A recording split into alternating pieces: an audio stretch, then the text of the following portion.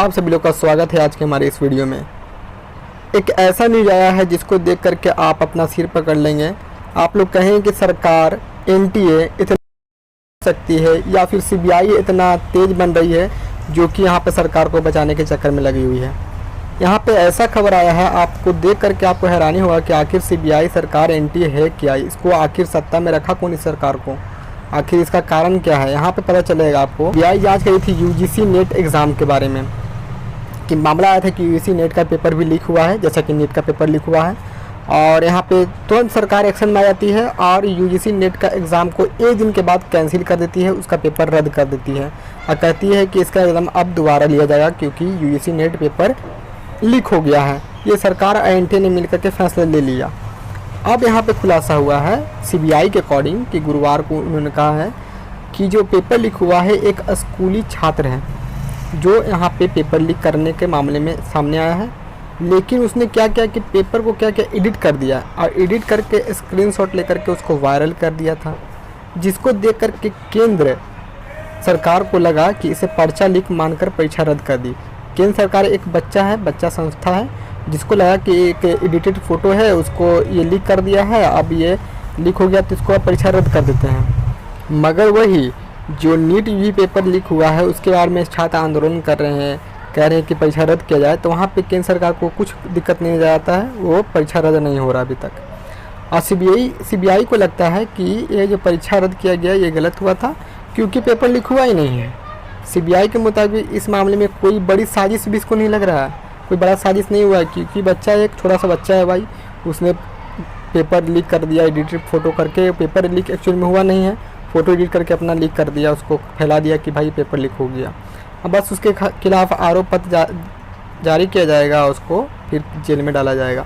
कोई बड़ा साजिश नहीं है सीबीआई के अकॉर्डिंग यहाँ पे लग रहा। तो यहाँ पे सीबीआई को आखिर क्यों लाया गया? क्या सीबीआई यहाँ पे मामला को रफा दफा करने के लिए लाया गया है कि सरकार का इमेज बन सके, या फिर सरकार और सीबीआई मिल करके अपने खुद जाल में फंस गई है क्योंकि सरकार कुछ कर रही है और सीबीआई कुछ कह रहा है। और एनटीए ने यह परीक्षा 18 जून को लिया था जो कि 19 जून को पेपर रद्द हो चुका था। उसके बाद फिर सीबीआई को जांच सौंप दिया गया था और वही जो यूजीसी को गृह मंत्रालय से इनपुट मिला था कि परीक्षा में गड़बड़ी हो गया है, अब इसको मैसेजिंग ऐप पर 5 से 6 लाख लोगों को भेज दिया गया है, पेपर को लीक कर दिया गया, आप इसको रद्द कर दीजिए। सरकार को यहाँ पे एनटीए को इनपुट मिला था सरकार के द्वारा, गृह मंत्रालय से इनपुट मिला था और इसीलिए पेपर रद्द हो गया।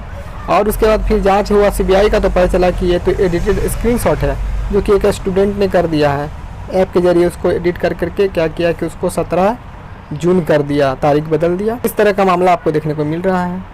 अब इस परीक्षा का डेट नया निकाला गया है, 21 अगस्त से 4 सितंबर के बीच आपको दोबारा ये एग्ज़ाम कराया जाएगा। अब मैं आपको एक बात और बता देना चाहता हूँ कि जो भी नीट यूजी का पेपर लीक हुआ है वो भी इसी तरह होगा। क्या होगा कि सीबीआई बोलेगी कि पेपर लीक नहीं हुआ है, ये छोटा मोटा मामला है, हल्का फुल्का 1-2 सेंटर पे देखने को मिला है, इससे ज़्यादा लोग प्रभावित नहीं हुए हैं, इस पेपर को रद्द नहीं किया जाएगा। सीबीआई को इसीलिए लाया जाता है ताकि वो यहाँ पे जो सरकार चाहती है वो ऐसा वहाँ पे रिजल्ट जारी किया जाए। अब वही नीट के बारे में बात करें तो अब 18 जुलाई को आप लोग का सुनवाई होगा क्योंकि यहाँ पे क्या हुआ, कोर्ट में कुछ गड़बड़ी हुआ, किसी को गुस्सा आ गया, यहाँ पे सुनवाई को टाल दिया गया। अब 18 जुलाई को आपको गुरुवार को फिर से सुनवाई किया जाएगा। अभी आपका यहाँ पे कोई भी प्रोग्रेस नहीं देखने को मिलेगा सुप्रीम कोर्ट में नीट यूजी के मामले में। और वही बात करें यहाँ पे सीबीआई का जो केस चल रहा था नीट वाले मामले में, तो उसने एक रॉकी को पकड़ लिया है जिसका नाम रॉकी है, उसको पकड़ लिया गया है कल ही रात को। और वो जिसका नाम पूरा है राकेश कुमार, उसको उर्फ रॉकी के नाम से बुलाया जाता है।